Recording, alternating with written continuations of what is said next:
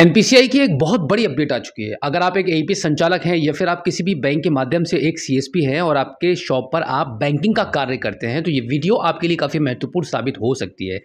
अब तक आपने सुना होगा और देखा भी होगा, आपके साथ भी ये तजुर्बा हुआ होगा कि अब जितनी भी एईपीएस कंपनियां हैं, फ्रॉड को रोकने के लिए एनपीसीआई ने भी बहुत सारे कदम उठाए हैं और सभी कंपनियां भी बहुत ज़्यादा सतर्क हो चुकी हैं, जिसके चलते जब भी आप कोई भी जाने अनजाने में आज की डेट में कोई भी छोटी से छोटी गलती करते हैं तो उस गलती को कंपनी आपकी नज़रअंदाज नहीं करती है। पता क्या है कि काम करने के दौरान जब आपसे कोई भी गलती हो जाती है तो उसका इफेक्ट जो पड़ता है वो आपकी एईपीएस आईडी पर पड़ता है। आपकी आईडी तुरंत ऑन द स्पॉट बंद कर दी जाती है, या फिर आपने शाम तक बहुत अच्छे से काम किया है, अगले दिन कंपनी ने आपकी रिपोर्ट चेक की और पता चला कि आपने फेल ट्रांजैक्शंस किए हैं, जिसमें आपका पिछले दिन का जो रिकॉर्ड है उसमें फेल ट्रांजैक्शन का जो रेशियो है वो बहुत ज़्यादा है, सक्सेस ट्रांजैक्शन बहुत कम है। तो इसके बेस पर भी आपकी आईडी उठाकर डीएक्टिवेट कर दी जाती है, फिर चाहे उसका फिर चाहे आपकी आईडी पर कितना भी पैसा हो या फिर आप कितने भी पुराने एईपीएस संचालक हो, कितने भी पुराने सीएसपी हो, इससे कोई भी फर्क नहीं पड़ता है।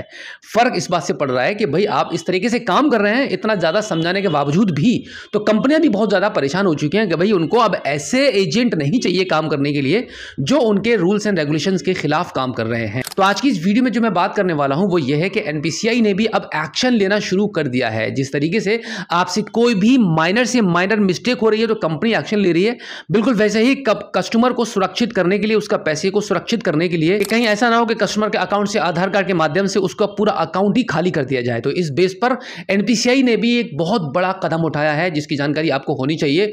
वो कदम क्या है आप एक बार समझ लीजिए अच्छी तरीके से। देखिए हो क्या रहा है कि आप इससे पहले आपकी आईडी डीएक्टिवेट हो रही थी, अब आपके गलत काम करने से या आपके मिस्टेक बार बार करने से कस्टमर को भी बहुत लॉस उठाना पड़ेगा। होगा क्या, जब आप कस्टमर की फिंगर लगा रहे हैं और बार बार फेल हो रहा है या उसकी फिंगर मैच नहीं कर रही है, उसके अकाउंट में बैलेंस नहीं है, फिर आप उसकी बैंक को चेंज करके, अभी कस्टमर ने बोला कि मुझे स्टेट बैंक में पैसा चेक करा दीजिए, फिर वो बोल रहा है कि इंडिया पोस्ट पेमेंट में चेक कीजिए, फिर बोल रहा है कि एयरटेल पेमेंट में चेक कीजिए, और कहीं पर भी उसका बैलेंस नहीं निकल रहा है, इनसफिशिएंट फंड का एरर आ रहा है।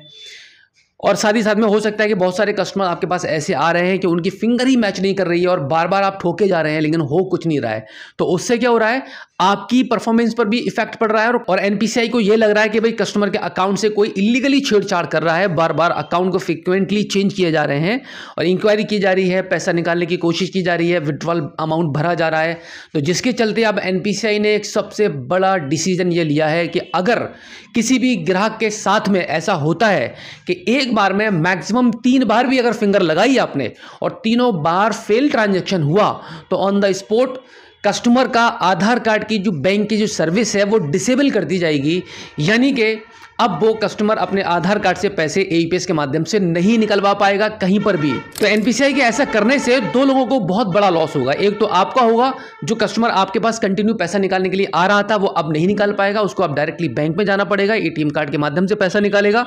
और दूसरा, बहुत सारे कस्टमर ऐसे हैं जिनके पास एटीएम कार्ड तो है ही नहीं और बैंक उनकी जो होम ब्रांच है वो उनके घर से बहुत दूर है, तो वो आधार कार्ड के माध्यम से पैसा निकालते थे। बट आपकी मिस्टेक की वजह से, क्योंकि आप कस्टमर को गाइड नहीं कर रहे हैं, जिसकी वजह से कस्टमर का एईपीएस डिसेबल हो रहा है, और जब उसका एईपीएस डिसेबल हो जाएगा तो उसको दोबारा से चालू कराने के लिए बैंक के चक्कर लगाने पड़ेंगे और वहां पर उसको मैनेजर को कन्विंस करना पड़ेगा कि भाई मैं ही कर रहा था ट्रांजैक्शन, मतलब मैं खुद आधार कार्ड के माध्यम से एईपीएस संचालकों के यहां पर पैसा निकालने के लिए जाता हूं।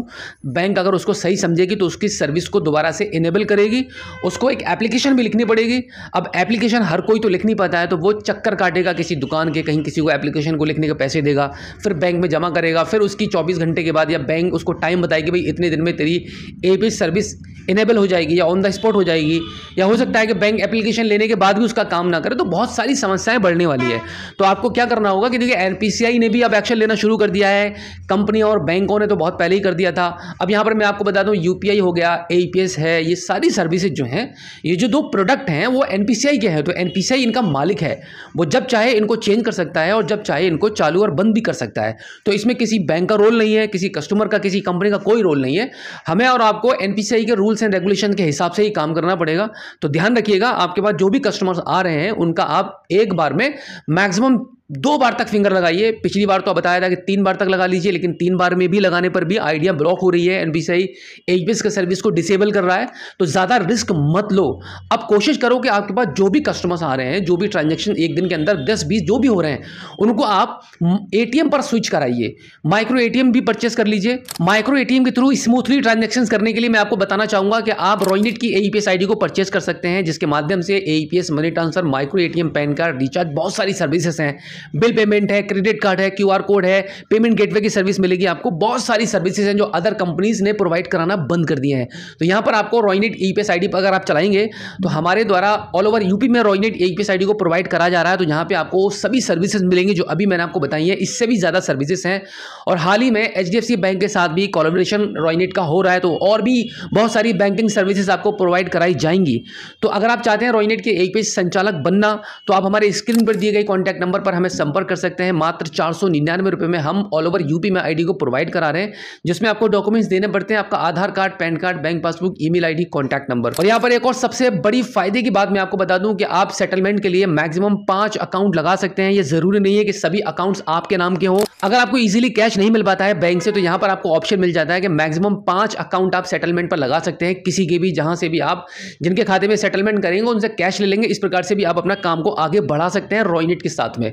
तो उम्मीद करता हूं कि आज की इस वीडियो में जो जानकारी मैंने आपको दी है, आई होप आपको काफी अच्छी लगी होगी। अगर आप पहली बार हमारे स्मार्ट शॉप यूट्यूब चैनल पर आए हैं और अभी तक आपने हमें सब्सक्राइब नहीं किया है, तो प्लीज एक बार सब्सक्राइब जरूर कीजिएगा और बेल आइकन को प्रेस कीजिएगा। तो चलिए दोस्तों, मिलते हैं आपसे किसी और एक अगली वीडियो में एक नई जानकारी के साथ, एक नई अपडेट के साथ और एक नए जोश के साथ। तब तक के लिए जय हिंद।